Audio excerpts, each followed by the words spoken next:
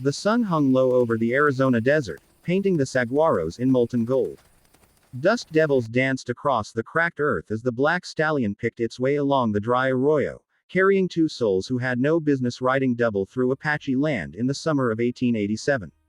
Clara Hawthorne sat in front, her bare feet dangling against the horse's flanks, one arm clutching a cracked water jug to her chest like it was the last thing keeping her alive. Which, in a way, it was. Behind her, Jake Callahan kept one hand on the reins and the other low around her waist, fingers splayed just beneath her ribs, steadying her more than the saddle ever could. His shirt was torn open at the collar from the fight back in Tombstone, dried blood crusted the edge where a Bowie knife had kissed his skin. Neither of them had spoken in an hour. They had met 3 days earlier, though it felt like 3 lifetimes. Clara had come west on the Southern Pacific with a carpetbag full of dreams and a letter of introduction to a cousin who died of fever before she ever stepped off the train in Tucson. By the time she realized she was alone, penniless, and wearing a city dress that marked her for every predator from here to the Rio Grande, it was too late. The saloon owner in Tombstone offered her a job, dancing, which everyone knew meant something else entirely. She'd lasted one night before she smashed a whiskey bottle over the head of a miner who thought $20 bought more than a smile. That was when Jake walked in. He wasn't a lawman, wasn't a soldier, wasn't anything respectable. Just a man with quiet eyes and a reputation that made men step aside when he entered a room. Word was he'd ridden with Quanah Parker's band for a spell, then scouted for the army, then quit both when he decided neither side was worth bleeding for. He made his living playing cards, moving cattle that didn't always belong to him, and staying alive. That night in the Oriental Saloon, he watched Clara swing that bottle, watched her stand over the unconscious miner with fire in her green eyes, and something in him shifted. He bought her a drink. She told him to go to hell. He smiled like he'd been invited. 2 nights later, when the miner and his brothers came looking for revenge, Jake put 3 bullets in the chandelier, 1 in a knee, and dragged Claire out the back before the smoke cleared. They stole the black stallion from the livery. Jake left a $20 gold piece on the post because some lines even he wouldn't cross, and rode east into the desert with nothing but the clothes on their backs and half a canteen between them. Now the canteen was empty, and the nearest town was 2 days behind them or 3 days ahead, depending which story you believed. Clara shifted in the saddle, her thigh brushing the worn butt of Jake's Colt. The jug sloshed. Barely a mouthful left. She tilted her head back against his shoulder. "You ever think the world's too big for people like us?" she asked, voice raw from dust and little sleep. "Every damn day," he said. His breath stirred the curls at her temple. "But it's the only one we got." She laughed once, dry and cracked. "Back in Philadelphia they told me the West was full of gentlemen and opportunity. All I found was sweat, liars, and you. You complaining." She was quiet long enough that he thought she wouldn't answer. Then, "No. Just taking inventory." The horse stumbled. Jake tightened his arm around her waist as the animal caught itself. Clara's hand dropped instinctively to cover his, fingers threading through his without thinking. The gesture was small, but it burned hotter than the sun on their backs.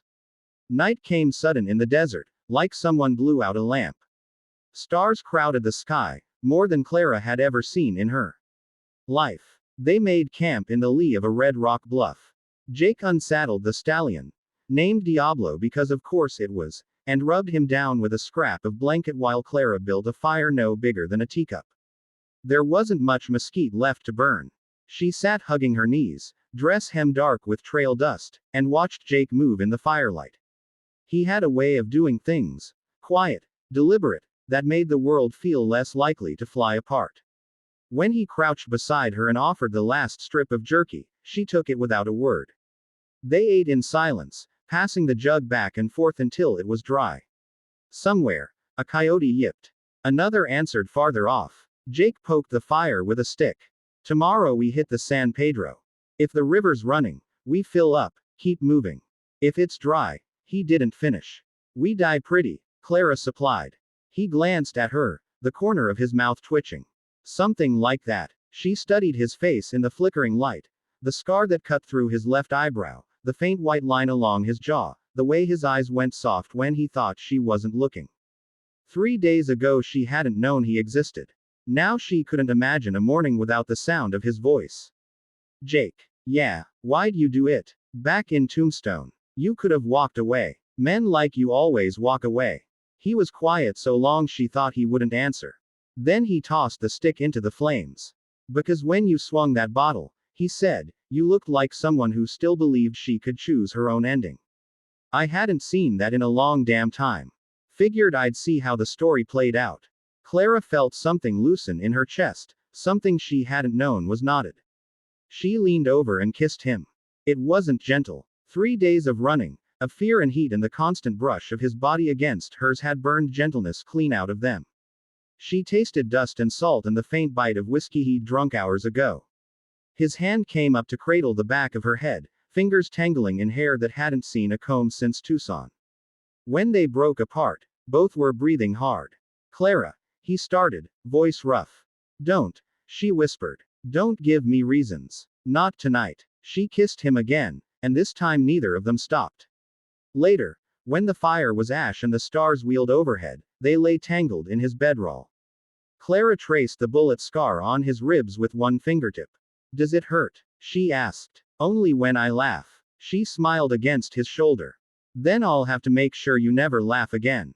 He chuckled, low in his throat, and the sound rumbled through her like distant thunder. His arm tightened around her. Tomorrow, he said into her hair, we find water. Day after that, we keep riding. Mexico's not far. Once we cross the border, those miners can't touch us. New names, new life. If you want it. She was quiet, listening to his heartbeat under her ear. I want it, she said finally. But only if you're in it. He pressed his lips to her forehead. I'm in it, Clara. Dawn came red and angry.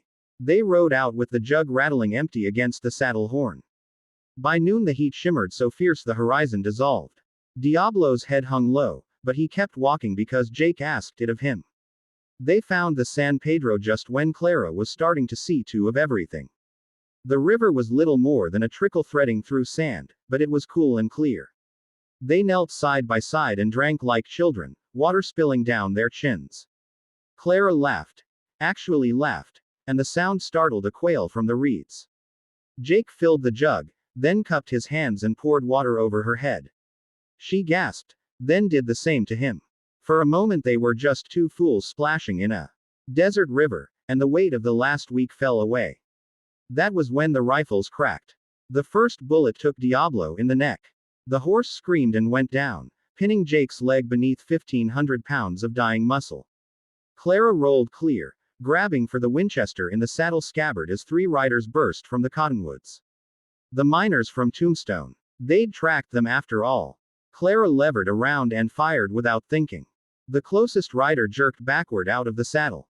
Jake was cursing, trying to drag his colt free while trapped under the thrashing horse. Another bullet whined past Clara's ear. She worked the Winchester like a woman possessed. 3 shots, fast and sure.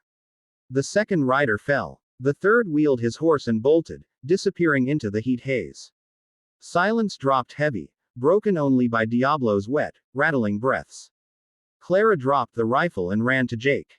Together they heaved the horse off his leg. Bone stuck white through the skin below his knee. He'd never walk right again, maybe not at all. He looked up at her, face gray beneath the tan. Guess Mexico's off the table. She tore strips from her petticoat, binding the leg tight as she could.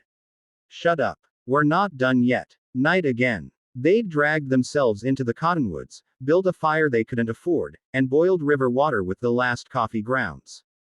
Jake lay with his head in her lap while she kept watch, Winchester across her knees. Clara, he said, voice thin. I'm here. If I don't, you will. He managed half a smile. Bossy as ever. She brushed sweat damp hair from his forehead.